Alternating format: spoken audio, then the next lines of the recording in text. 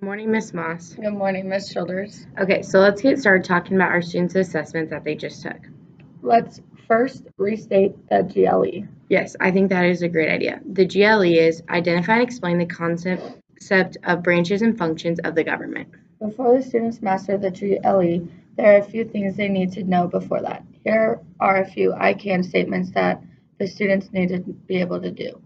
I can describe roles and responsibilities of people in authority. I can describe roles and responsibilities of people in the government. I can identify and explain the concept of branches and functions in the government. I can identify 3 branches in the government. Yes, those are all great I can statements. Here are a few strengths about the test our students just took. The data show that each student knew the functions of each branch. It also showed that each student knew the function of bicameral checks and balances and separation of power.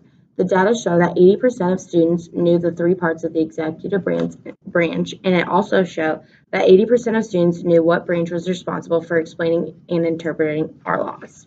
There are a few obstacles about the test our students just took. The data shows that 60% of our students didn't know the bicameral is the branch of government that has 2 different parts. A lot of our students also struggled with writing their essay question and hitting all 4 points they were supposed to talk about. After students took this assessment, we reviewed each student's strengths and obstacles and came up with goals that they will work on accomplishing. Students told each of us separately what they need to work on before their final assessment so they can master all of their obstacles. Frank was very upset when he didn't score higher on his post-test. He told me that he is going to study extra hard and come up with the ways he can do that. I think that is awesome. Each one of my students came up with a list of 3 things that they're going to work really hard on mastering to keep track of their own improvement. At the end of next week, I'm going to have my students look back at their list to see what they have improved on and what they still need help with.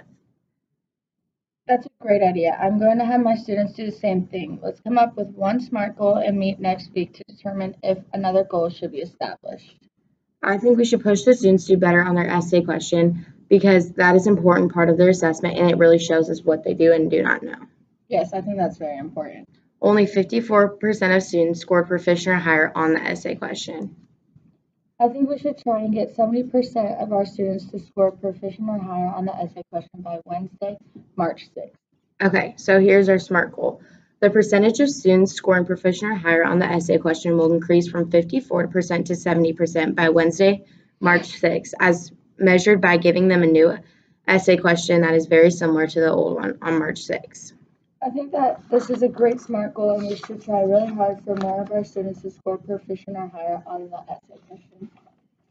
We can give them time in class to practice their essay question and can give them time in class to discuss with other students so they can hear other students' point of view. Yes, I will come up with similar questions that we can use in class to have our students practice.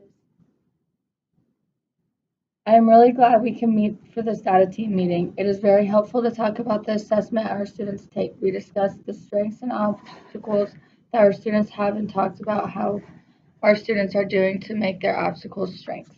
Yes, I am really glad we met. I am also glad that we came up with a measurable goal to help more of our students succeed. These meetings are very important and help both us and our students improve. This meeting is useful to plan for instruction and it leads to greater achievement of the learning targets. Thank you for taking the time to meet with me. You're welcome. Thank you. Next week, we will talk about instructional strategies that will be used to improve achievement. I can't wait. See you next week. See you next week.